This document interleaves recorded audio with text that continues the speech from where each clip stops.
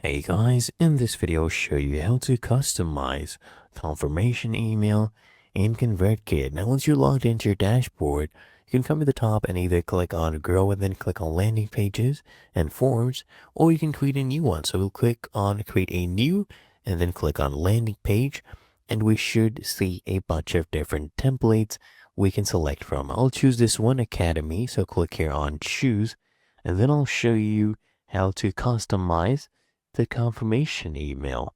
Just come at the top and click on Settings, and then on this pop-up, click on Incentive. Okay, now make sure this one is toggled on, Send Incentive Email. This one is actually the confirmation email. So click on Edit Email Contents, and you can go ahead and customize this as you please. Everything here can be edited.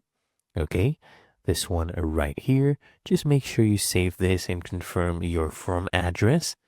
There you go. You can customize that, and if you want, you can either go ahead and redirect them to a specific URL or a download as well. You can select these, but otherwise just make sure you save this. And that is how you customize your confirmation email in ConvertKit.